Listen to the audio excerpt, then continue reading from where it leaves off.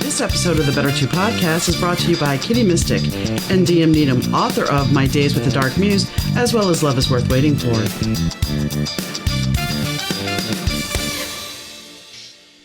Hi, gang. Donna here. Thanks for tuning into the Better Two podcast. Today's guest is Wajid Hassan. Wajid has a journey of a story. Wajid started out in Pakistan, where he was born, and at the age of 3, his parents moved him to England. And he resided in England for quite a while. But because they moved around quite a bit, he lost interest in school. And he looks back at whether he should have gone to college or not. But the conversation isn't just that simple. The conversation ends up talking about intuition. We talk about what his yogi has said and how his yogi predicted something for him before he ever thought about doing it. So stay tuned. Hello, Wajid. How are you doing today? Hey, Donna, good to see you. Good to see you. How are you doing? Doing good. Bit of a heat wave here, but apart from that, it's counting my blessings. Yeah, it's supposed to be, we've been in the 70s for the past couple of weeks, and we are officially, tomorrow, we're supposed to be at 96, and they're like, heat index of 106 or 109. Like, that just doesn't sound like fun. Not at all. But you didn't come here to talk about the weather. So your original thing was that you didn't go to college. You had an offer to go to college, but you decided not to. And you often look back and reflect on that. Yeah. Just for your listeners, I was originally born in Pakistan, and then my parents moved to England when I was 3. And I lived in the north of England. I went to school there till I was 10. Then my parents moved to London and went to high school in London. The original high school that I went to was in the East End of London, and that's where we lived. And then, they have a different grade system there in England than in America. But at the age of 16, my parents moved to the North London. And so what happened was I had to not only move, but I had to change schools. And, I was very happy at the high school I was in the East End of London. And then they moved to, it was actually an all-boys school. And then when they moved to North London, I went into this grammar school, and it was, I don't know, for some reason, I just, part of me just didn't like it. I kind of lost interest in education. I was having problems at home. My parents being immigrant. My parents being, immigrants, fearful immigrants. My dad was very strict, so I had issues with my dad. And so it got to the point where I was actually offered a place at college, actually a university in South London, to study medical electronics, and based on, results of some of my exams. And then I just got disillusioned at home. I got disillusioned. And, at that time, when I look back, I should have had counseling. I should have had somebody, check me out mentally, find out what's going on, but I didn't get any of that. I was kind of left on my own. And it was really, really interesting, because at that time, I kind of got interested in the organization that I belong to now. I got to meet my own spiritual yogi master, an Englishman by the name of Dr. George King. And at the spur of the moment, at 17, I decided to just quit school, quit home. I moved to Fulham, where the headquarters was located. I got a job as a clerical position for a government office, and and that's how my life unfolded. Now, yeah, I've often kind of looked back and thought, well, what if I just continued my education? What if I went to college? What if I did that? But I think just life just unfolds as is. And I look back at my life now and what I've accomplished, and my devotion to a spiritual cause of service and light and love. I'm not sure if it would have been any different, but I just look back at, well, if could have, should have, would have, probably would have saved me a lot of pain and anguish, because of my maybe my pride or my dog-headedness, or just being a teen, rebellious teen. So I'm not quite sure, but it's something that I've always considered, what how it could have been different. But at the same time, it's really interesting because when I was in high school in the East End of London, at the age of 15, I had an opportunity to get up in front of the school and do a speech, and everybody, because some of the wit that I put in, everybody just cracked up, and they just really laughed and they enjoyed. So it was a kind of a little stand-up routine. And my drama school teacher at that time, Frances McGee, she pleaded with me. She said, you're a natural. She said, you need to go to a comedy or acting school and do that. And I mentioned that to my parents, and they would have nothing to do with it. They said, no, you're not doing any of that science, and you're going to get a regular job. And so again, they were fearful. So I think maybe there was that delusion that I wanted to pursue certain aspects of my education, which was denied of me. And so I kind of, maybe that could have been a reason for losing interest. And it was only later on, at the age of 39, that I actually kind of got back into stand-up and comedy and acting. So there was a lot of factors behind that. I think that, first I want to apologize about the warning. My phone is on mute, but we do have a tornado watch. So, oh, wow. Yeah. So fortunately, we're not under a warning, but that's why it went off. So I apologize. Secondly, I understand that the British schools, they have O levels instead of what we would normally call a high school, I believe, correct? Yeah, they have O levels, and then they have A levels after O levels. Yeah. But I get what you're saying, because in sixth grade, I went to it was a school from pre-K all the way through 12th grade.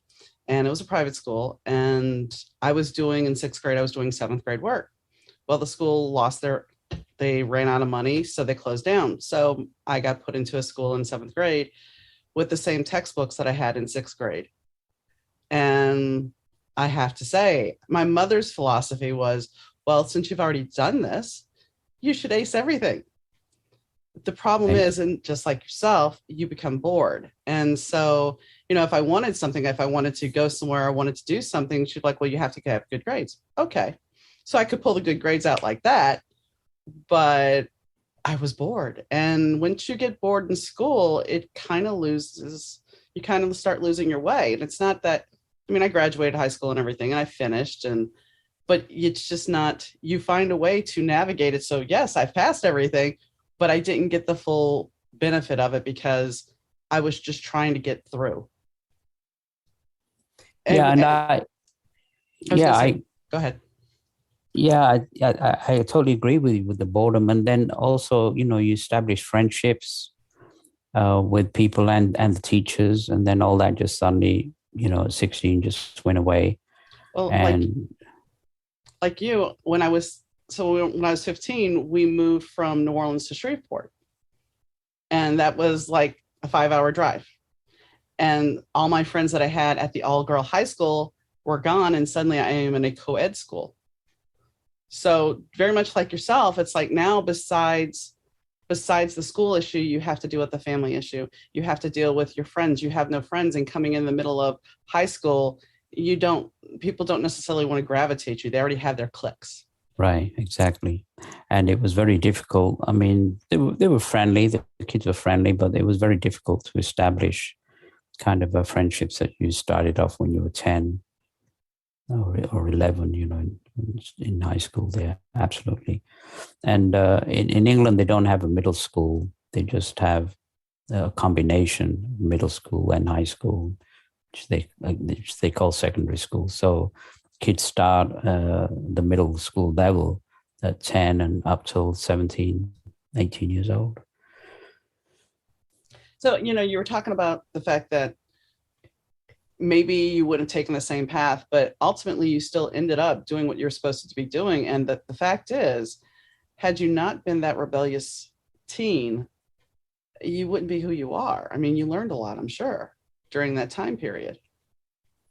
Yeah, I mean, you know, the thing when I'm reflecting back is I didn't have any goals. The only goal I had left, the only goal I had was to follow my own, spiritual master and his organization. And so I volunteered and worked for them on a voluntary basis. I didn't get paid, but after work and stuff like that on the weekends and promoting their cause. And so I guess I did have a goal. It just wasn't on the educational variety, but I kind of did menial work on and off, and then eventually, at the age of 24, I ended up home, broke, and homeless. And so it was very interesting that I kind of went full circle. And it was my family that supported me and helped me get into a government, funded program where again started studying electronics and eventually got into computer maintenance and became a field service engineer. And and again, I think it was more out of necessity than desire, because ultimately, I think today where I'm at now is where I probably wanted to be initially. But like I said, I eventually got to when I moved to LA, and I got out of the technical field. I did eventually get into comedy and acting, and did pretty good as a union actor in LA for 20 years. So yeah, that's. I think you brought up a good question there, Donna. Is like, is it sometimes that our life is destined, or are we, I mean, based on the information I received from my yoga master, is that it's been said that before you, I mean, I'm a strong believer in reincarnation, but it's been said that, that before you're born, your higher self, um, Lays it all out. yeah, Mm-hmm. your parents, your environment, everything, and those experiences are needed in order for you to evolve or grow, or basically to evolve. And so, and sometimes some of the kind of more challenging, painful experiences are the ones that actually mold you into becoming a better person. So, was it fate or was it destiny? I don't know, but I do remember my yoga master when I was in Los Angeles 7 years before I got into comedy and acting. He saw me on my first commercial. Nice. And I didn't even know at that time that I was going to be in that profession. So, yeah, that's something to ponder. Is our life kind of predetermined, and do we follow that based on the guidance from our higher power, or do we revert to other things and have to come back and learn those lessons again? So, yeah, I think you definitely brought up a good point. Well, I mean, the first time I was told that, I was just kind of like, and I picked my parents, come on. Because, it's like you think, well, I could have picked something so much better, but you don't look at it. I mean, when you're young and you hear this, as an older person, you're like, well, I get it because I needed those challenges. I needed to go through that so I could understand. I have a friend who she's like, all the stuff you've been through in your life. And I'm like, yeah, but it allows me to do what I do talking to people because I have had all these diverse experiences. I have done all these wild things and not always good things. And, or, been in a situation where one of my best friends was murdered. And it's like those things kind of form you because they take you out of your normal suburban comfort zone. So it's like you have to go through these things to, as you said, understand yourself, grow, evolve, learn compassion and empathy. Because if we always sat in our nice little cushy world and didn't have all these things, we wouldn't be well-rounded. And it's funny because they always say you have to go to college to become well-rounded. And that's not really true because life is a great teacher. It's a great teacher. Yeah, and then you have to question the educational system of the world. You learn like a parrot, which you don't need any of that stuff. And they don't teach what is ahead of you in life, and they don't really teach the principles of life.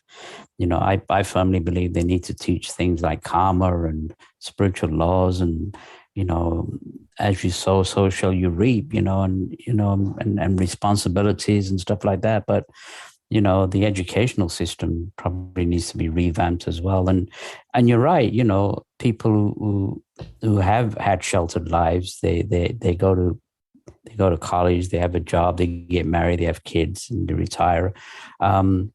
That's wonderful, and good for them. But people like you and me who've been through the ringer not once but quite a few times, there's more wisdom. There's more and there's more understanding and empathy for others who've been there as well. So that's I guess that's a good thing because I don't think the karma punishes or there's a punishing God, but there are very, very painful lessons, teachings in life that either we learn from them or we repeat them over and over again and still keep those same painful experiences. Well, I was told by a reader because my mother killed herself, and I was told by a reader that my mom has done this in many lifetimes, that she always finds a way to have somebody assist her in taking herself out. And in this case, my stepfather had a gun, and there you go. So, it's always something that she has done. And that's the thing. We keep repeating these lessons. And sometimes we do reincarnate with other people that we've had lives with. And that's, people are like, well, how does that work? And it's like, I had a neuroscientist on the program, and we actually talked about the metaphysical and how we are all connected, and nobody really talks about that. Right. And I dumb it down a lot because it's like, well, look at Star Wars. Look at the original Star Wars movies and the Force. Really, that's the same thing. We're all connected. We are all bound together. And especially if you're empathic, if you start feeling what's going on in the world and it's dark, you're going to pick up on it. And it starts weighing you down. And there's, how do you explain it? It's just, it is what it is. It's life. It's the universe. It's the unknown. Well, I strongly believe that these are definitely times of change, and pressures are being put forward astrologically and in other ways for man to realize that, yes, like you mentioned, the oneness, that we're not only interconnected together, we're also interconnected with the birds and the rocks and the trees and the planet and the cosmos. They did a study recently of the brain, and they did really close up images of the brain, and a lot of the synapse and the connections of the neurons, the trillions and trillions, look just like the universe. Yeah. Pictures of the universe. Just so that's like this war right now that's going on, with Russia and Ukraine. It's just so futile, because people are so obsessed with race and being belonging to this religion or this country, and it's all total BS, because that's another thing that my yogi master and the context that he had are pushing right now, is that the law of reincarnation, which actually was very interesting, that Christian scholars are coming forward right now, saying that 700 years ago, reincarnation was actually taught in the Christian religion. It was deliberately taken out in order to put that one life to live business, so that, they could control the masses. So all these truths are being coming out right now. I think if people, were told the truth about reincarnation, first of all, the wars would diminish rapidly, because people would know that, yes, they've been a Jew and a Palestinian, or they've been Right. a Muslim and a Christian. And so all these experiences are needed to belong to different races, belong to different religions, even different sexes, in order to learn the lessons that we need to learn on this planet, which is a beautiful classroom. Didn't come here to suffer, but to learn these lessons and evolve, and then eventually move on to the cosmos. And so, we're so backward. We're such a savage, warlike race. Our savagery is there's the people that contacted my yogi master, people from different spheres, different planets. We're known in the solar system and beyond as a very barbaric race. And so, but the good thing is, because of pressures that are being put forward right now, I do definitely believe there is an awakening, a kind of a spiritual awakening, not a religious awakening, because religions have caused more deaths than non-religious people. But there is a universal awakening, and people are awakening, and it's up to people today to listen to that inner small voice or their intuition. But unfortunately, at this time, it may get worse before it gets better. It always plays out that way. It's always darkest before the dawn, they say. And, there's that meme that goes around where there's the little spaceship with the aliens, and they're like, lock the doors, we're passing Earth now. That's the thing. And how wrong are we to think that we are so super intelligent that there's nobody else out in space? Really? Well, it's deliberately has been brainwashed. The media, Mm-hmm. and those that control the media. They deliberately, on the whole, there's mass hypnotization through the media, and people are not allowed to think for themselves. And so a lot of people are thinking outside of the media right now. And so all these things about being alone or no life on other planets, it's laughable, especially with science advancing now. And just looking at our own galaxy, it's just laughable now to think that, with you, and again, I question the intelligence aspect of our civilization. Well, it goes back to the comedian George Carlin. I think it was him that said about dumbing down of America. When we decide, this is what's really sad is we teach history, and I was an American history honors student. We teach history, but we teach history very whitewashed. We teach it because we won. So we don't teach you everything that we keep hidden. It's like every family has some dark secret in their closet, and America's got a bunch. And I'm not knocking America, folks, so don't come at me. But if you really look at us, we've done some really horrific things, barbaric things. And, we should own that. If we want to sit there and say we are proud Americans, well, we have done some really bad things. And every country on this planet, except for maybe a couple, have. And it's been in the name of my country. It's been in the name of religion. And the sad thing is, they send other people to fight their battles. Innocent people. And what does that get them? Power? But power is fleeting. So is money.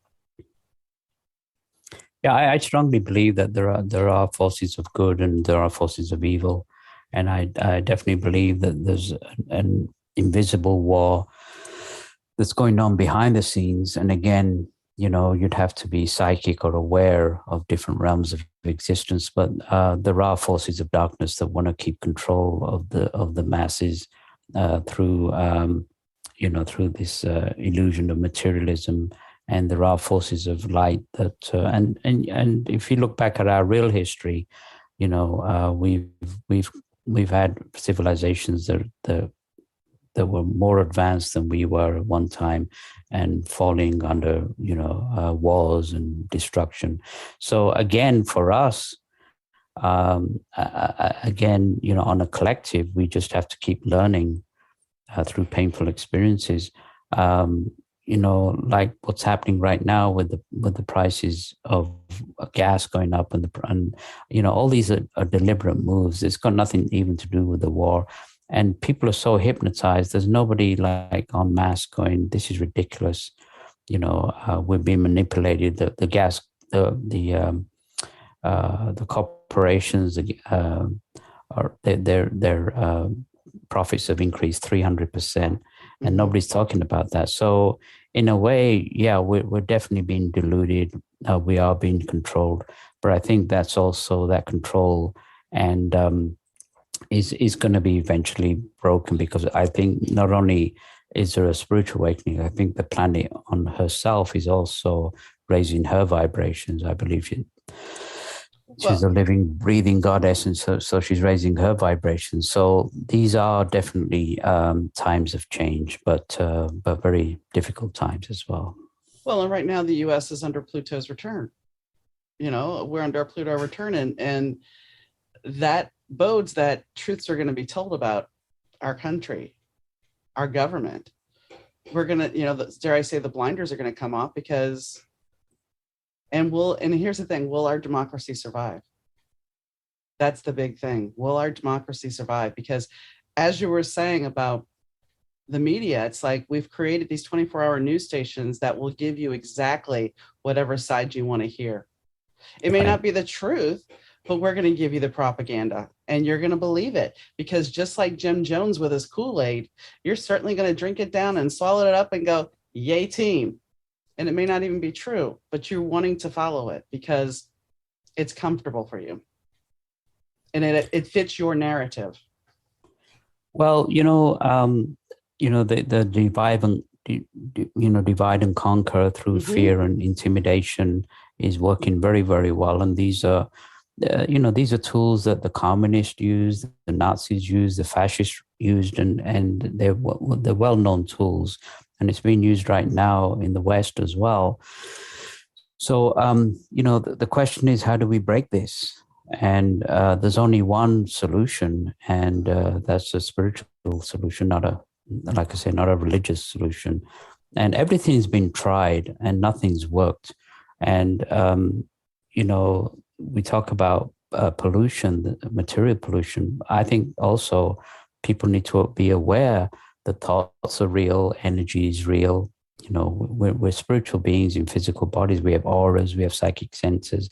None of these have been, we're in very early times in regards to, the real person that we are, except the physical aspect is just the minor aspect of it. And so, there's a mental pollution around the planet as well that needs to be transmuted.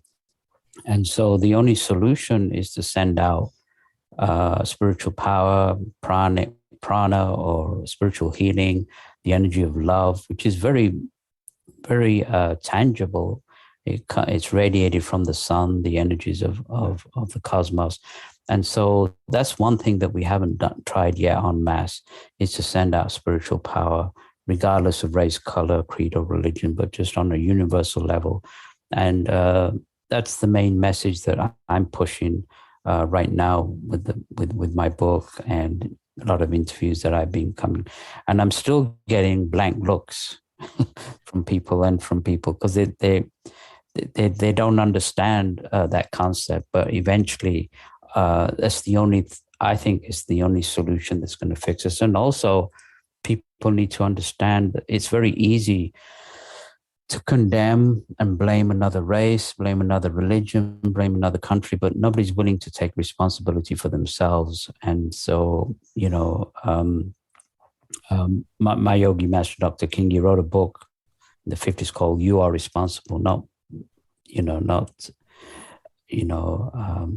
so we have to take responsibility for our own actions. And you're right. We can't blame other countries. Each country has to look at their own selves, has to look at the part that they play in order that have created this madness and chaos around the planet. And until that's done, nothing is really going to make a difference. Politicians have never created any lasting peace, nor the corporations. We worship billionaires.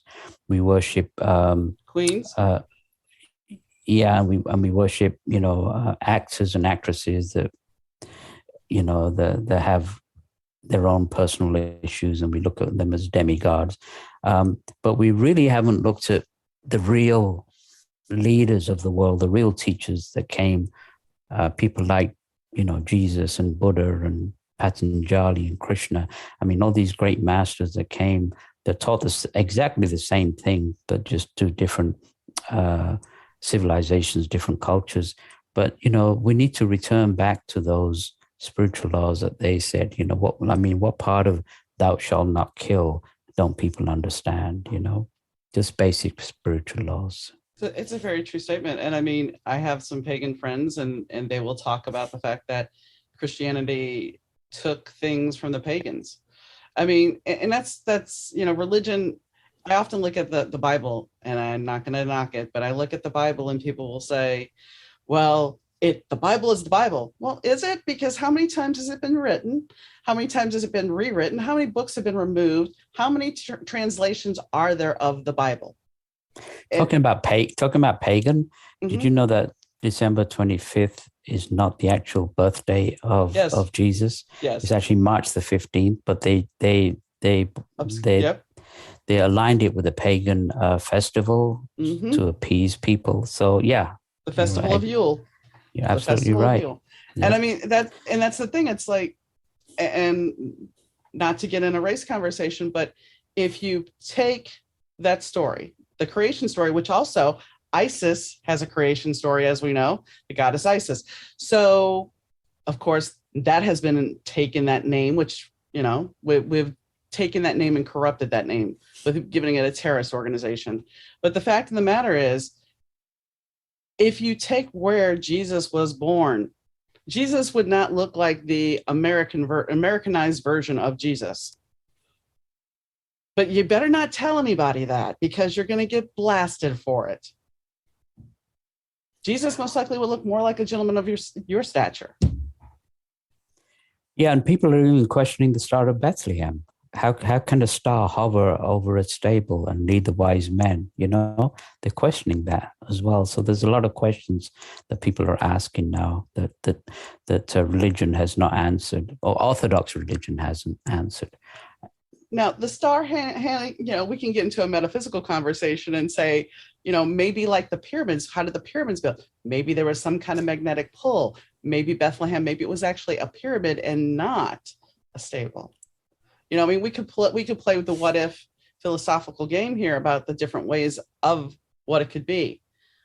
But going back to what we were talking about as far as sending love, another problem we have is social media wants everybody to be famous for 15 minutes with the whole Andy Warhol school, which is fine and dandy, but we're getting distracted by that and we're not willing to do the work. We're so ingratiated by how many hits we get for TikTok or Instagram that we're not focusing on how do we make this place a better place. Granted, some people are going to hear your message more, but are you really getting a message out, or are they just scrolling through? Well, the message means that you actually have to physically perform this ritual. In other words, you raise your hands and you invoke this power and you send it out. It's a physical action. It's a ritual. And there are weapons of mass distraction right now with social media. I mean, kids, are on video games for like 8, 9, 10 hours a day. They're looking at TikTok short 30-second, videos continuously. And so again, that's another form of hypnotization or addiction that's occurring right now. And a lot of the young people are doing that because they it's their way of detaching from what's going on in the world. So you can't really blame the young kids for that. You can blame the parents, and you can blame again, this especially special way of enticing people to be in this kind of hypnotic zombie-like state. I mean, instead of looking down on your iPhone at the gloom and doom or hypnotized videos, just put your phone down and go out and put it away for a couple of hours and go sit in nature, go to the beach, go to the mountains, and look up to the skies and look for inspiration. I mean, the closest I ever got to a divine source was in 2006 when I went to Africa. I did a safari in Kenya, and then I climbed Mount Kilimanjaro, and it was just beautiful, being on top of a mountain without any noise of planes, trains, no media, no nothing. And I felt so close to my own higher power than I've ever done. And so young kids these days are going through a tremendous amount of anxiety and fear and depression.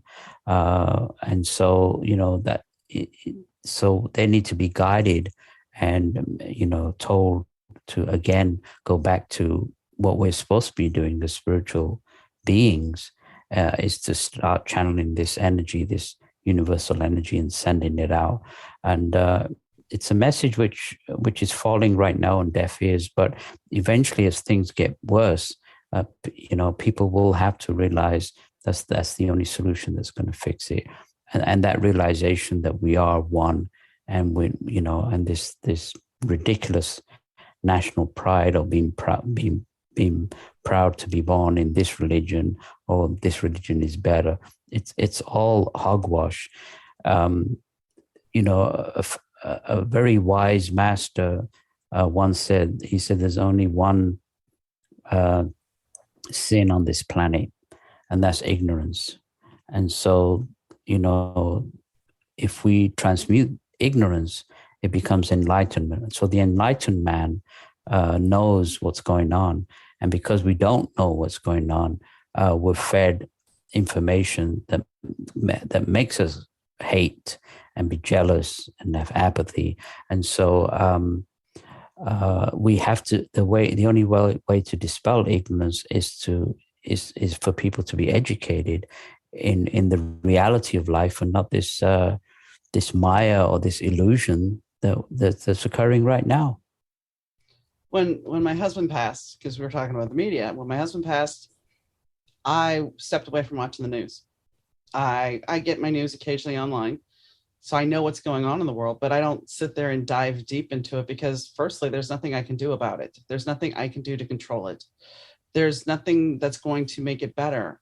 And is it better for me to live in fear and worry about things I can't control and get more into, I lost somebody. So I already had that going. Why would I die? Why would I continue to pound on? And before he died, because he died in 2020, he knew he was dying, but COVID happened, and he would watch the news, and he would sit at the dinner table, and he would cry. And I'm like, we really shouldn't be watching this. And he's like, no, I want to know what's going on. And I'm thinking, this is not healthy. You're dealing with the end of life issues yourself, and now you're watching the body count. And I would usually say, okay, I'm done with dinner. I'm going upstairs now, because I couldn't. I knew I was going to lose him, and he's still watching this crying. And it's not that I wasn't empathetic for him, because I was, but why put yourself through that pain and torture? Because you can't change it. And I know that sounds really bad to me. I'm sure some people are going to be like, well, but the thing is, don't judge me. That's what I do to protect me. It's something I can't control. And it's not that I'm not watching and knowing what's going on in the world. It's just there's a certain amount of media that is going to be spun a certain way that I don't really need to listen to their agenda. And it's constant. And like you say, it's 24 hours, it's constant, and it's especially designed because, you know, you feed the subconscious enough times and the subconscious starts believing that. And so it's definitely designed to create the fear and anxiety. And of course, you know, they're master manipulators, and they'll show babies and mothers and stuff like that. And so they know how to play they know how to play the game. But, you know, we have to stay in our own little uh, hula hoop of, you know, of the reality of what we can and cannot do. I still believe that we can make a change for the world if we do. I mean, there's three ways of being of service. I volunteer, and I do a lot of volunteer work. I give to charity, and then the third one is, you know, I can't be a doctor in the war field, but I can send out power, this tangible spiritual energy out, and I can make a difference to the world. It may not be registered. I'm not gonna save the world tomorrow, but on a collective, if all we did, like, you know, if we did like 5 minutes, you know, I'm not even, you know, they're not even asking us to do hours and hours of sending out power. But on a collective, you know, what would happen if a couple of million people raise their hands every day for 5 minutes and send out power? It would transmute the world within 25 to 50 years. And so, you know, that's what's been asked. And hopefully mankind won't, you know, open up eventually to that realization that of this oneness. But till that goes on, yeah, you're right. Things are probably going to get worse before they get. And I mean, I don't disagree, and I hope I didn't come across. I do know that we can make change. I'm not saying we can't, but it's like there's just certain things that you can only do. Right. Yeah, there's only some. Yeah, and there's only certain things that you can take. I can't take. I wake up in fear and anxiety and depression. You know, because you know, like you and your husband and other people, you know, was sensitive spiritual people, and you know, we pick up on that stuff. We pick up on the vibration of the world. We have to, you know, because we're all interconnected. Whether we watch the news or not, right, we're still connected. So we have to protect ourselves. And one way of protecting ourselves is to, you know, there was one spiritual practice which I will let your listeners into, which is a good protective practice these days to protect yourself from psychic and mental influences that are just occurring around the planet. And that's the practice of the violet flame that was used in Atlantean times. And what people can do in these days is they can just visualize this violet flame coming up from the planet, the goddess Earth, and put this violet flame around themselves, around their house, around their family, their children. And this is a very, on top of sending out the light, if you use the violet flame practice, those two practices are very beneficial on a psychosomatic spiritual level, that will help your listeners and people that you know that are going through this process right now, because these are very, very intimidating, frightening times. I mean, we could be on the verge of World War III if we don't watch it. You know, this is true. So, but you know, nobody's gonna. I don't think the divine powers are suddenly going to fix them for us, because we created that. So we ourselves as human beings have to make that change. And when we make that change, then we're helped from above. But it doesn't work the other way around. Right. And I mean, the thing is too, if we're constantly living in fear and anxiety, we're not able to rest properly. So therefore we can't go into a dream state. And when we get, at least for me personally, when I go into a dream state, there's times when I will get information that will lead up to things I need to know. Because I'm intuitive. And right. And if we're also living in fear and anxiety all the time, we're going to miss signs. We're going to miss things that are being presented to us because we're so wrapped up and distracted that we're not going to see what is right there for us. We're not going to necessarily hear the cues from our intuition because we can't focus. Absolutely. Yeah. No, and you know, one thing that people need to understand is, you know, we do on top of having a higher power, we also have a lower power. We have a basic self that wants to keep us down, that wants to keep us, mired in materialism and being a slave to the system. So there's still a part of us, especially, well, women have better intuition than men, but still, using that intuition, that small voice. I didn't use it for many years. I've trained myself now to use it more as I'm growing older. But if I'd listened to some of the promptings that I had in my younger years, I wouldn't have made a lot of the mistakes that I did. But that's okay. It is what it is. And so, we can always change, and, we can always start our day again. So it's important now to open ourselves up. In my book, I said that the greatest lie detector that's ever been built is your intuition, and so you can bypass, like you said, that today lies are being portrayed as truths, and truths are being portrayed as lies. Well, and think about it, when we go back to school for a second, and even your parents, when you know something as a child, because our intuition is very ripe then. Our intuition is, we're still very new to it. But people will tell us, oh, you're crazy. No, that's not right. That's wrong. They start putting all these, dare I say, these restrictions on your intuition for you to question them. I've had one of my friends is a medium, and I think she was 5. She said she was in her bed sleeping. She woke up and she saw this man at the foot of her bed who had water coming out of his mouth and everything else. And she ran out of the room, screamed, and her parents thought she was insane. Well, it turns out as she got older, she investigated this because she dared not mention it again. There was a boat wreck, a shipwreck not too far from where they lived. And several people died. So, and this goes back to, when you're clearer, you can see these things. I don't necessarily, when I've talked to the dead, they've come through and told me things. I don't see them, but I feel how they died.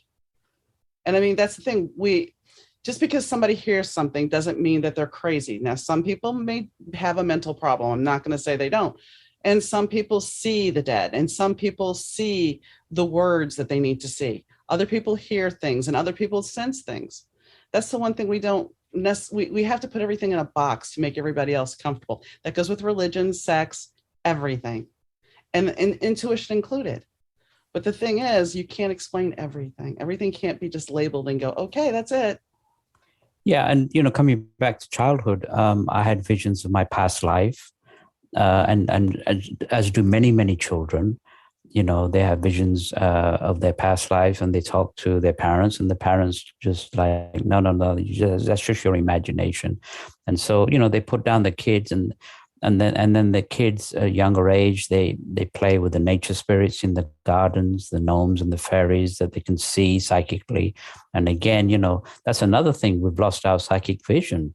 That's a faculty that's natural in us. And so at one time we actually had a third eye. But it's now the pineal gland, and so a lot of that stuff has to be reawakened in order for us to become enlightened. And and so from early age, they put the. I mean, I went to a restaurant the other day to have some dinner with some friends, and this has happened more than once. The parents that had their kids. The kids are just not even having dinner. They're having dinner, but they got their little faces, glued to the video or the iPhone or whatever, and playing video games all through the dinner. And so, we're indoctrinated by the TVs, by the media, by advertisers from an early age, and so eventually we're kind of become walking zombies and just easily manipulated. And again, this is something that's been going on for centuries, not only yesterday, it's been going on for centuries, molded by very powerful, highly intelligent individuals on different lower realms of existence that have kept us in control and hypnotized and have sent us to war. And I don't think there is any particular country. I believe there's forces that control these countries on a collective that are working to to keep us in control. But that will change. It has to change, because not anything that's built on lies. If you look at any dictatorship throughout history, it all fell. Took time, but it all fell. Caused a lot of destruction in between, but it all falls in the end. Truth does eventually prevail, but truth or evolution, we have to, we're always evolving. We can evolve ourselves, but eventually we have to evolve back to the source that we eventually came from. Well, the truth will set you free. One thing I want to talk about real quick is the fact that you were talking about your lower self versus your higher self. And this is, going back to the childhood entrapment of you didn't hear that. You're taught at a certain point not to trust your intuition. So therefore, what happens is you get these pings, you get these signs, you're thinking, oh, okay, I see what path I need to go on. I know what I got to do. And then your lower self kind of kicks in and goes, wait, no, don't do that. You shouldn't do that. Don't trust that. And so you're in a kerfuffle, for lack of a better way to put it, because you're not sure which is actually true. And because and one more thing. And because we are taught that if you hear things or if you think you saw something, you must be crazy. Then you start questioning your sanity. Right, exactly. And, and then, we're susceptible to what our parents tell us over and over again. And so in the end, we believe that, and the lower self or the conscious mind doesn't like pain, doesn't like change. And so anything that's painful, it doesn't like. But in order to grow, sometimes you have to go through painful, but it opts for easy, it doesn't like confrontation. It doesn't like anything that will. And so unfortunately, the only way, sometimes pain can be a hard teacher, but it's the only way to sometimes go through. But, pain is inevitable, but suffering is an option. So in order to change and make changes in our lives, sometimes we have to make that effort, which is not easy. I mean, people who go against the norm sometimes get crucified or murdered or hung through history because they don't conform to the norm. And these days we're asked to not conform to the normal, the so-called normal, and rise up and be counted and say, no, this is not right. And so, that's what we have to do. If I think we have a responsibility for the younger generations that are coming up. We have to leave some kind of legacy. How do we want to be remembered as somebody who led a selfish, self-centered life and had a nice house and money in the bank and died, or somebody who, did some kind of change in their own way for the world? And, we can't all be Mahatma Gandhi's or Mother Teresa's overnight, but we can make an individual change for the collective. Absolutely. Yeah. And I mean, if we trust, like I said, if we trust our intuition more and get out of our heads and that's telling us don't do this, we can make that change. Because what people are going to say is, well, you don't want to go out to a protest because you could get shot. You don't want to go here because this could happen to you. Okay, but what if I don't? What if I go there and I actually do something that's beneficial? And I've talked about this before. My husband, when we got together, he was sick. He wasn't dying, but he was sick. And he's like, I'm going to die one day. And I'm like, look, it's better to love you and lose you than not have that experience. And that's the truth. I wish he was here. But the fact of the matter is, I'm glad I went through all this because it made me who I am today. And I had a great relationship with him. But I took that risk. So sometimes you have to trust your instincts and say, okay, I'm going to do this, even if it's out of your comfort zone, as long as it doesn't harm anybody. It may ruffle some feathers, but what are you going to do? You have to stand strong in your belief, know. But like I say, protest these days, there's different ways of protesting, but you have to. I think the best way of protesting is the spiritual way, and not violent protests is where you're looting and bombing and stuff like that. So, yeah, absolutely, I agree with you. let's talk a little bit before we wrap up about your book, The Struggle of World Sanity. And I know you've mentioned it a couple of times. Let's talk a little bit more in detail about that. What made you decide to write it? I wrote it because it's funny. It occurred right at the beginning of COVID, so it was a good subject to talk about.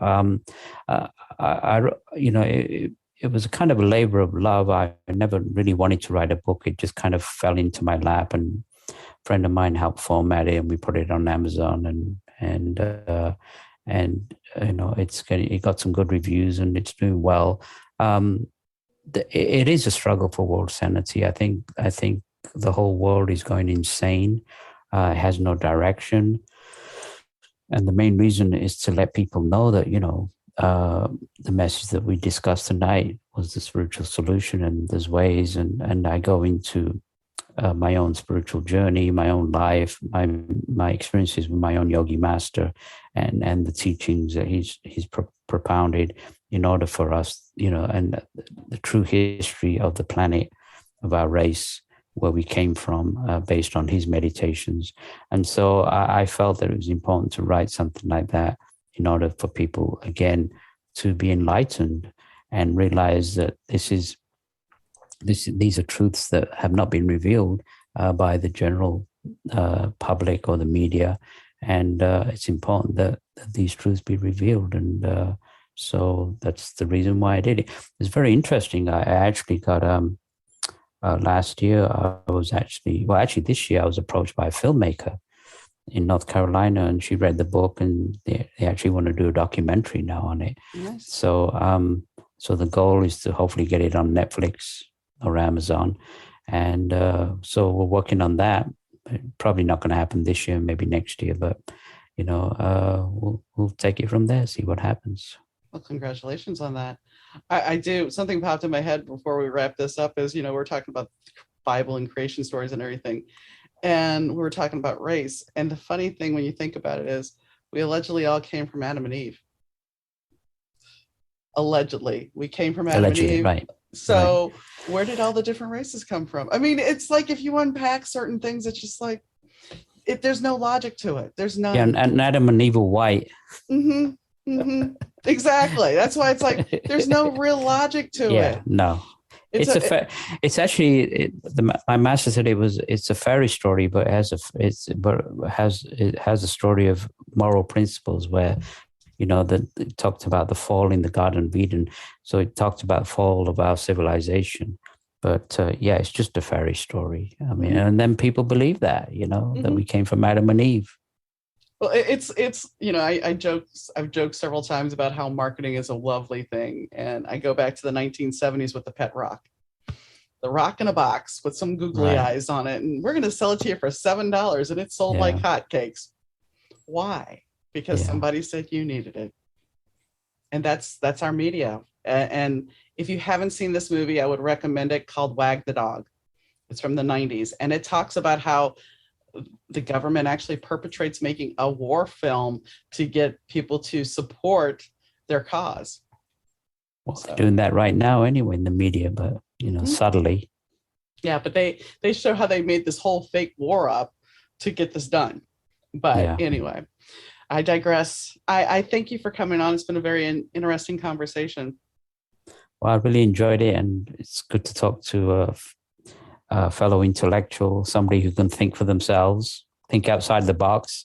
So I really appreciate that.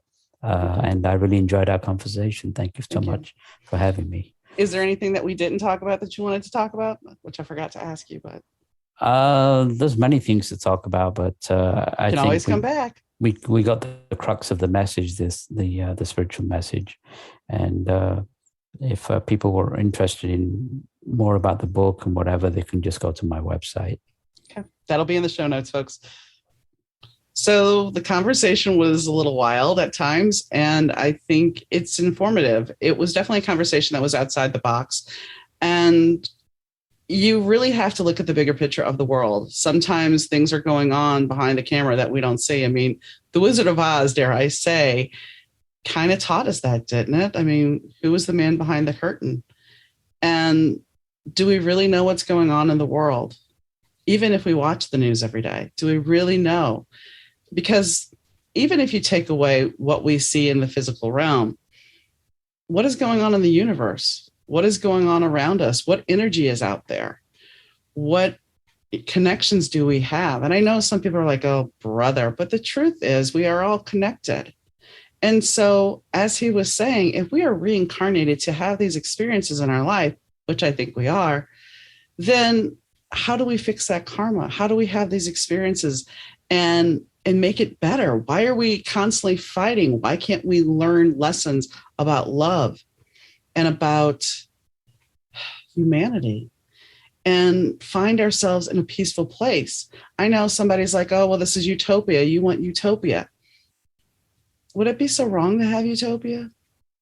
You know, if we could all just experience life, if it wasn't the aspects of greed, if it wasn't the aspects of, I need everything, if we just accepted who we were and not judged others, and we knew our worth and we knew our value as a human being, not based on our religion, our sex, our skin color, but based on who we are and what we bring to the table.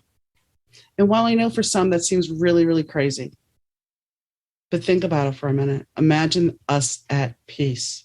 Imagine if we didn't have the homeless crisis. Imagine if we could all afford to live and communicate with each other.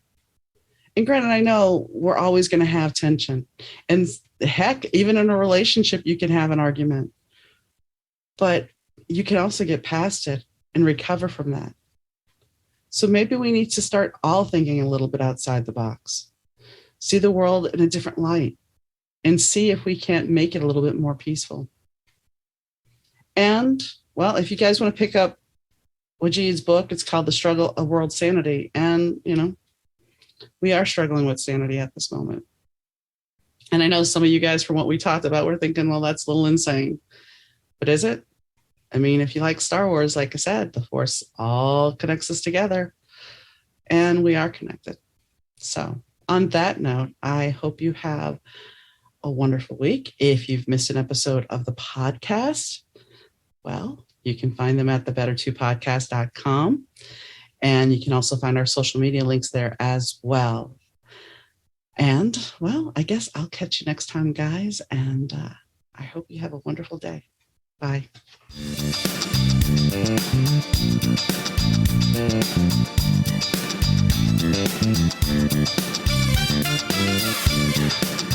The Better 2 podcast is mixed, edited, and produced by Rich Zai of Third Ear Audio Productions.